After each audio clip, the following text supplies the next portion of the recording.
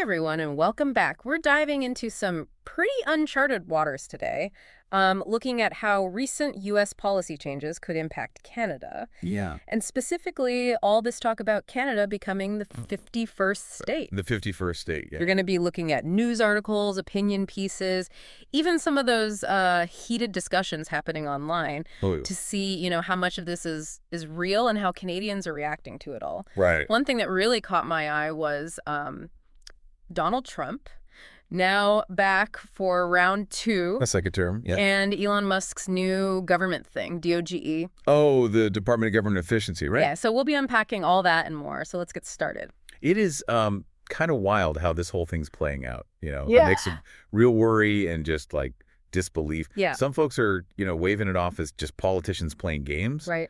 But others see it as like a real shift in U.S. policy. Yeah. And that could have some serious consequences, not just for Canada, but for the U.S. too. Yeah, definitely. So let's start with Trump and all this talk about annexing Canada. He's been, making these comments about Canada being the 51st state for a while now. Right. But it seems, I don't know, a lot more serious this time around. Yeah, there's a different tone this time for sure. Like one article even mentioned this phone call with Justin Trudeau where Trump brought up a 1908 border treaty. Oh, the one that basically set the boundary between the two countries. Exactly. And Trump called the treaty interesting, which, I mean, given everything else that's happening. Yeah, interesting is definitely one way to put it. Yeah, it's a little unnerving. Yeah, and Trudeau actually came out and said publicly that he thinks Trump's serious about annexing Canada. Wow. So it's not just like casual talk anymore, Yeah. It's the president expressing territorial ambitions towards another country. Yeah, and it's not just the annexation talk. Right. Trump's also doing things domestically that are raising some serious red flags. Oh, yeah, like that executive order about anti-Christian bias in the government. Exactly. And some experts are worried that it's like a step towards imposing a specific religious view on the government. Yeah, potentially marginalizing other belief systems. Yeah. And this, along with, pardoning the January 6th rioters and his habit of firing anyone who criticizes him, it kind of reminds me of what happened with Viktor Orban in Hungary. Viktor Orban. Oh, wow. Yeah, he basically took control, weakened democratic institutions, and went after the press. It's a chilling comparison, isn't it? Very much so. It's like they're using the same playbook, play up cultural fears, grab more power for the executive branch, and undermine those checks and balances that are supposed to keep things in check. Right. And that's going to make people worried about the future of democracy in the U.S. It absolutely does, Yeah. especially if Trump keeps going unchecked. Okay, so how's Canada responding to all this? I'd say there's a real sense of anxiety, Yeah. This Angus Reid poll showed that a whopping 91% of Canadians want their country to be less reliant on the U.S. Wow, 91%. Yeah, it's pretty clear they're looking for more autonomy and want to move away from that traditional close relationship with the U.S. Right, and we're seeing that in how Buy Canadian campaigns are taking off. Oh, yeah. Like, people are making a conscious choice to support local businesses, which I think is a quiet but powerful way of saying we can stand on our own 2 feet.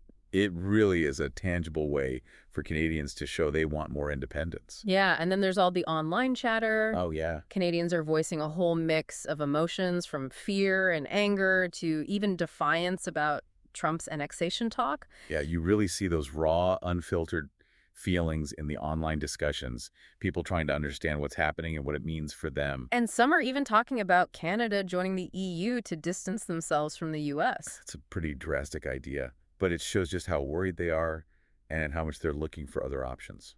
Okay, so this brings us to another big part of this whole situation. What's Canada doing about all this? Historically, they've had 3 main options for dealing with the U.S. Keep things as they are, get even closer, or try to be more independent. Yep, the classic option. But with all that Trump's doing, it seems like that third option, becoming less vulnerable to U.S. decisions, is looking more and more appealing. I agree. That old idea of just relying on a steady and predictable relationship with the U.S., Right. it's gone out the window. So Canada's having to adapt and think strategically about their future, especially when their closest ally is becoming so unpredictable. Exactly. And one key strategy is diversifying their trade partners. Yeah, we've already mentioned Trudeau working on those ties with the European Union, Right. but they've also signed trade agreements with Indonesia and Ecuador, and they're even in talks with the Association of Southeast Asian Nations. It's a clear sign they're looking beyond the U.S. for their economic security. They're realizing that being too reliant on the U.S. market is a big risk in this new political climate. Definitely. And it's not just about spreading out their economic activity. Right. It's about building relationships and working together with a wider range of countries. So they're less dependent on any one partner. Exactly. Yeah. Especially one that's becoming so unpredictable. But it's not just about looking outward. No, it's also about looking inward and strengthening their own resilience within Canada. Right, like that big push to get rid of those interprovincial trade barriers. Exactly. And investing in the local economy to boost self-reliance. It's a multi-pronged approach, Yeah. They're realizing that to be truly independent, they need to diversify externally and build strength and unity within Canada. And then there's Elon Musk, who's adding a whole new layer of complexity to all of this. Oh, yeah, Musk's role in all of this is huge. Yeah. He's in charge of that DOGE initiative, the Department of Government Efficiency. Right. And he's been tasked with slashing the federal budget by, get this, $2 trillion. $2 trillion. That's a lot. It's a massive number. And his ways of doing things are causing quite a stir, wouldn't you say? Oh, absolutely. Disruptive is putting it mildly. Yeah, he's not just trimming the fat here. No, he's aiming to completely reshape how the U.S. government works. Like, one of the first things he did was send out that email to federal employees. Oh, yeah, encouraging them to take buyouts before they might get fired. It was a pretty bold move, to say the least. And it definitely sent shockwaves through the government. Absolutely. It raised concerns about worker rights and due process. Yeah, it was like a corporate strategy applied to the government, which... It makes you wonder if that kind of approach really works for a democratic institution. And he's not just stopping at personnel changes. No, he's got his sights set on whole government agencies, talking about dismantling or privatizing them. Like USAID, the Department of Education, and the Department of Labor? Yeah, those are big agencies with a lot of responsibility. Definitely. Like USAID plays a crucial role in U.S. foreign policy. Yeah. With humanitarian aid and development programs all over the world. Right. Dismantling or privatizing them would have huge consequences, not just in the U.S., but globally. And then there's the fact that he's in control of the Treasury Department. Oh, yeah, which gives him incredible power over government spending. He basically has a personal line item veto. Which is normally something only elected officials have. Right. This raises serious questions about accountability and the separation of powers.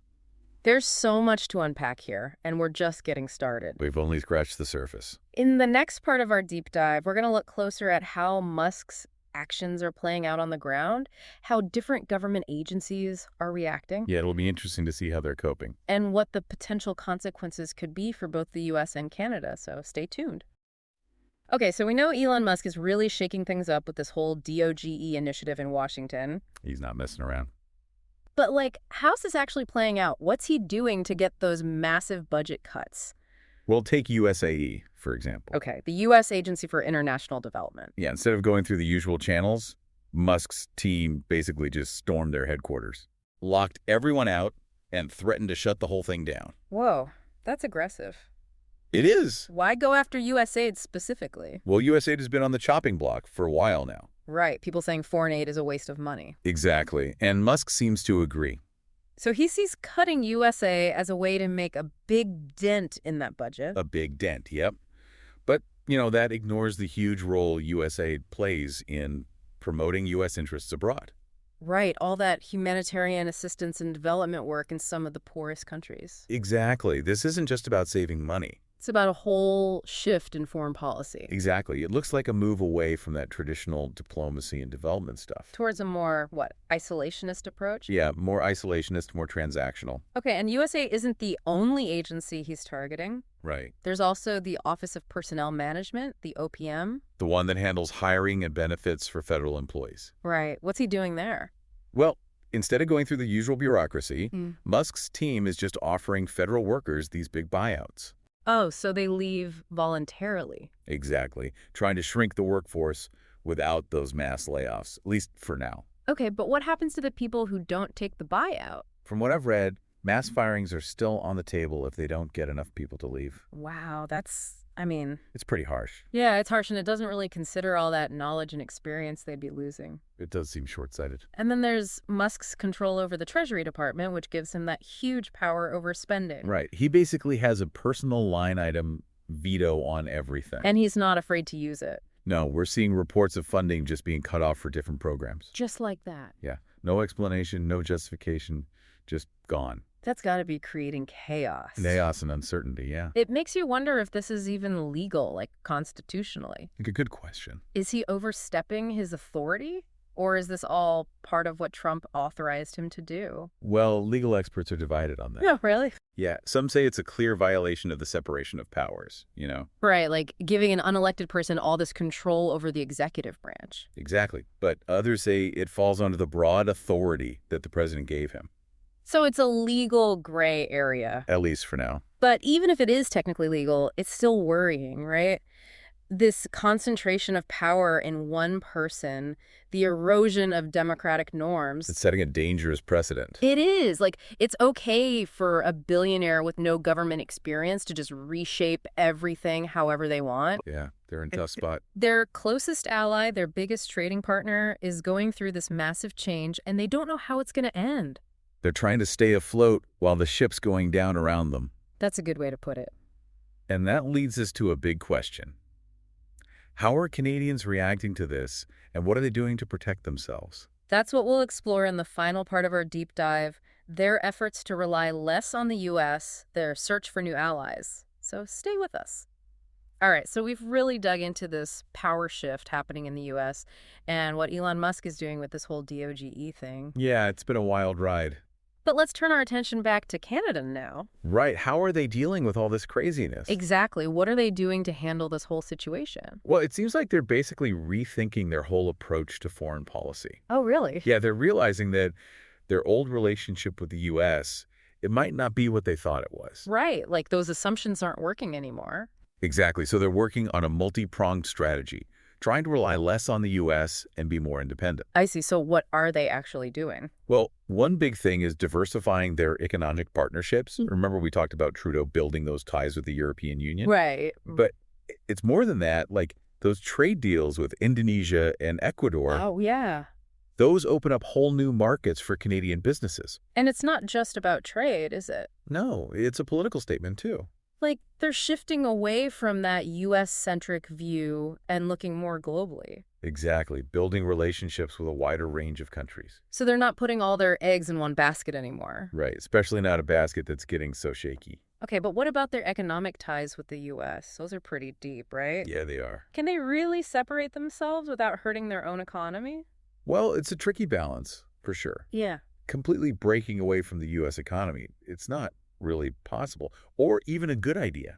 Right. But this isn't about isolating themselves. It's about managing risk. Exactly. They're diversifying to protect themselves from problems in the U.S. market. Okay, so they're spreading out their economic activity, so to speak. That's a good way to put it. But you also mentioned looking inward, Right. Canada's also focusing on building strength at home. like getting rid of those trade barriers between provinces. That's a big one. Yeah, why is that so important? Well, if they make it easier to trade between provinces, they create a more unified and efficient market within Canada. I see. And that means they can rely less on imports from the U.S. So it's about boosting their self-sufficiency. Exactly. They're building a strong economic core that can withstand pressure from outside. And it's not just economics, right? There's the whole security issue, too. Oh, yeah, with the U.S. becoming so unpredictable. Yeah, their traditional reliance on the U.S. for military protection is being questioned. Definitely. There's a big debate in Canada about whether they need to invest more in their own defense. But wouldn't that be, incredibly expensive It would be a huge investment. and logistically challenging? For sure, they'd have to rethink their whole approach to defense. But some people argue it's necessary. Yeah, to protect their sovereignty, Yeah. to be able to defend themselves if those old alliances fall apart. So Canada's got some tough decisions to make. They do. But it's clear they're not just sitting around waiting No, they're taking action, figuring out the risks and the opportunities. and coming up with a new strategy for this crazy future. And it's not just about military stuff either. Oh, right. They're also looking at cybersecurity, protecting their infrastructure, and making sure foreign countries don't interfere in their elections. It's a lot to handle. It is, but Canada seems to be stepping up. Yeah, it's impressive how resilient they are and how willing they are to adapt. They're being pragmatic, really figuring out what's best for their country. They're not panicking. They're not clinging to old ways of thinking. No, they're facing this new reality head on. So as we wrap up here, what do you think about Canada's future? How do you see all this playing out? It's tough to say, for sure, Yeah. but I think this could actually be a chance for Canada to become stronger and more independent. You see this as an opportunity. In a way, yeah, this crisis is forcing them to face some hard truths about their relationship with the U.S. And to take control of their own future. Exactly. They have to innovate, build new partnerships, and become more resilient. It's a defining moment for them. For sure, a time of both challenges and opportunities. And it'll be interesting to see how they handle it all. Absolutely. It's a story that's still unfolding. Well, we've covered a lot in this deep dive. Yeah. Trump's annexation talk, Musk's power grab, and how Canada's responding. It's a complicated situation, showing how power and influence are shifting, not just in North America, but everywhere. And it's not over yet. No, but one thing's for sure. Canada's proving to be a tough and adaptable country. They're able to handle even the most chaotic situations. Here's something to think about. Uh-huh. Do you think Canada will become a more influential player on the world stage because of all this? Will they be able to use their new independence and strength to forge a new path in this changing world? It's a good question. Only time will tell. But it's something to keep in mind as we watch this all unfold. Well, thanks for joining us on this deep dive. We'll be back soon with another look at the forces shaping our world. Until then, stay curious. See you next time.